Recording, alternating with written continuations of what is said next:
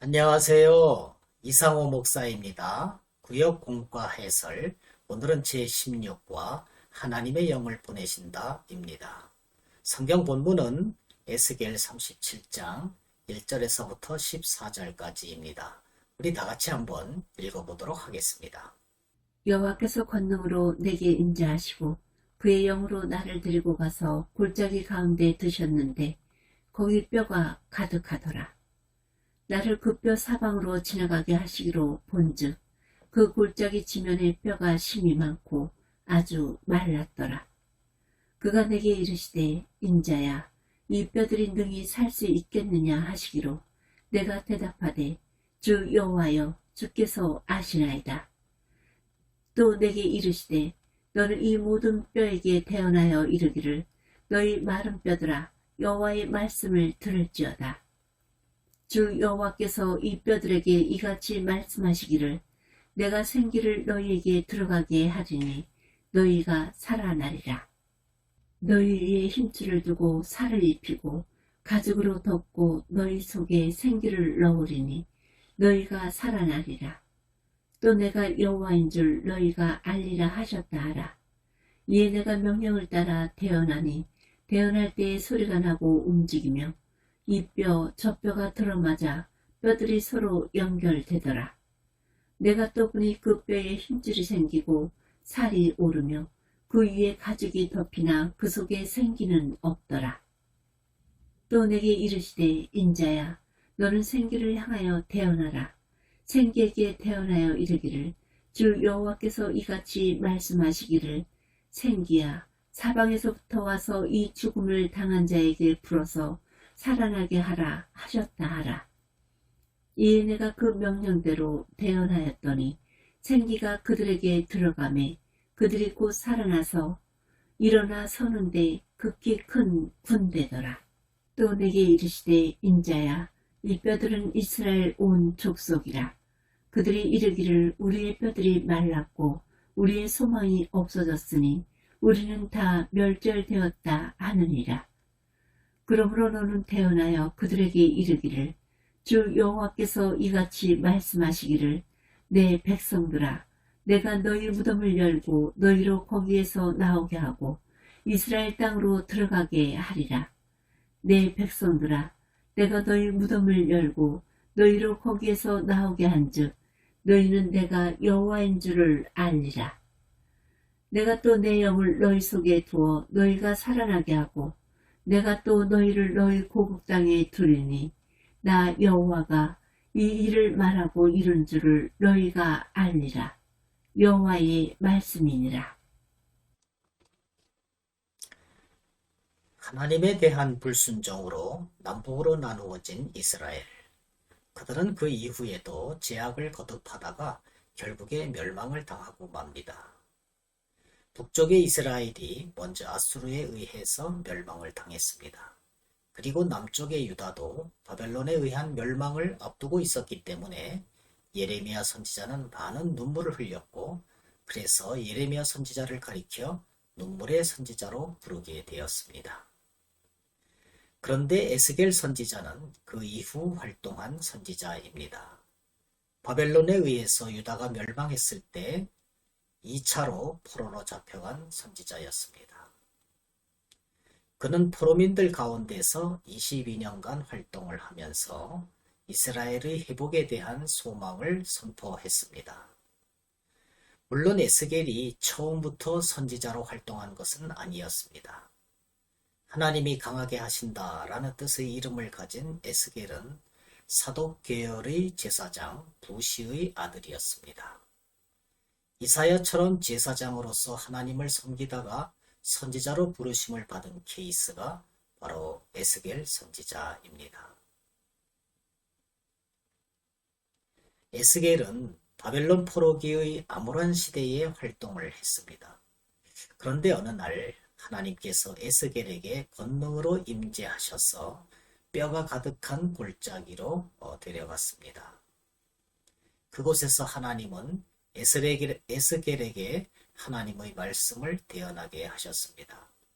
그래서 에스겔이 하나님의 말씀대로 대언하니까 뼈들이 서로 들어맞아서 서로 연결되는 역사가 일어났습니다. 그리고 생기가 들어가라고 다시 한번 선포를 하자 그들이 살아나서 극히 큰 군대가 되었습니다. 나라가 멸망한 이후에 이방 나라의 포로로 살고 있던 이스라엘은 골짜기에 있는 마른 뼈들처럼 아무런 희망이 없어 보였습니다. 하지만 하나님은 새로운 소망을 보여주십니다. 하나님은 생기, 곧 성령님을 보내셔서 새로운 역사를 일으키십니다. 그러면 말씀 속으로 들어가서 하나하나 좀 더 자세하게 알아보도록 하겠습니다. 1번, 하나님께서 에스겔을 골짜기에 데리고 가서 보여준 것은 무엇입니까? 에스겔서 37장 1절과 2절을 보면은 하나님께서 에스겔을 골짜기에 데리고 가서 마른 뼈들이 골짜기에 가득한 것을 보여준 사실을 알 수가 있습니다. 1절에서 권능으로에 해당하는 히브리어 원어 야드는 손이라는 의미입니다. 주먹을 쥔 손과 구별된 편손을 가리키는 말입니다. 이는 상징적인 단어로서 무엇에 힘이 미치다 라는 뜻이기 때문에 하나님의 강력한 인도하심이 있었다는 것을 의미합니다. 에스겔은 골짜기를 누비며 관찰한 결과 마른 뼈들이 매우 많다는 것을 강조하고 있습니다. 이러한 마른 뼈들은 바벨론의 포로로 끌려와 있는 이스라엘 백성들의 초라함을 보여줍니다. 즉 이스라엘은 나라가 멸망함으로 재난과 상심의 폭이 너무 컸기 때문에 회복의 소망에 대한 말씀을 받아들일 수 없는 상태임을 보여주는 것입니다. 2번, 하나님께서 에스겔에게 보여주신 마른 뼈는 에스겔의 선포에 어떻게 변화가 됩니까? 에스겔서 37장 7절과 10절을 통해서 볼 때에 뼈가 서로 맞춰지고 살이 덮이며 생기가 들어가서 마른 뼈들이 살아있는 큰 군대로 변화되었음을 보여줍니다. 살아날 희망이 전혀 보이지 않는 바짝 마른 뼈들을 보여주시면서 하나님께서는 에스겔에게 하나님의 말씀을 대신 선포하라고 하십니다. 첫 번째 선포를 할 때는 뼈들이 서로 맞춰지고 살이 오르고 가죽이 덮여서 외적으로 생명이 있어 보이게 되었으나 아직 그 속에 생기가 없었습니다. 하나님의 명령에 따라 생기를 향하여 두 번째 선포를 하자 생기가 그 안에 들어가 진정으로 살아나게 되었고 일어나서 매우 큰 군대를 이루게 되었습니다. 3번, 마른 뼈들에게 들어간 생기는 무엇입니까? 에스겔서 37장 14절을 통해서 볼 때 마른 뼈들에게 들어간 생기는 성령 하나님이십니다. 본문에서 사용된 생기라는 단어는 원어인 히브리어로 루하흐입니다. 이 단어는 문맥에 따라서 영, 바람, 생기 등으로 다양하게 번역되지만은 14절에서는 바로 하나님의 영인 성령 하나님을 가리킨다고 정확하게 말씀을 하고 있습니다. 하나님을 떠나 마른 뼈와 같이 되어버려서 살아날 희망이 없어 보이는 이스라엘을 하나님께서는 회복시키겠다고 결심을 하셨습니다. 그래서 성령을 보내셔서 그들에게 영적 생명을 주시고 변화가 일어나게 하셨습니다. 4번, 우리가 성령을 받음으로 어떤 은혜를 누리게 됩니까? 에스겔서 36장 26절과 27절을 통해서 볼 때에 우리는 성령을 받음으로써 새 영과 부드러운 마음을 받게 되며 예수님의 말씀을 배우게 되고 생각나게 하시며 능력을 주셔서 복음의 증인이 되게 하시는 그러한 은혜를 누리게 되는 것입니다. 하나님께서는 우리를 살리시고 구원하시기 위해서 성령님을 우리에게 보내셨고 성령님을 통해 새 영과 부드러운 마음을 주시겠다고 방금 읽은 에스겔서 36장 26절과 27절에 나와 있습니다. 또한 성령님을 통해서 예수님의 말씀을 배우게 하시고 생각나게 하신다고 요한복음 14장 26절에 기록되어 있습니다. 보혜사 곧 아버지께서 내 이름으로 보내실 성령, 그가 너희에게 모든 것을 가르치고 내가 너희에게 말한 모든 것을 생각나게 하리라. 이렇게 증거되는 바와 같습니다. 또한 능력을 주셔서 복음의 증인으로 우리를 사용하시겠다고 약속을 하셨습니다.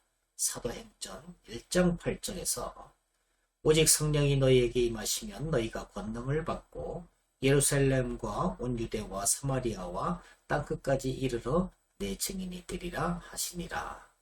이렇게 증거된 바와 같이 하나님께서는 능력을 주셔서 복음의 증인으로 우리를 사용하시겠다고 약속을 하시는 것입니다.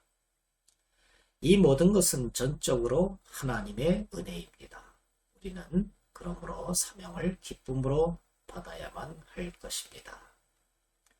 결론적으로 우리는 에스겔 골짜기의 마른 뼈들은 하나님의 말씀으로 이 뼈, 저 뼈가 들어맞아서 서로 연결되었고 생기를 불어넣음으로 살아나게 되었습니다.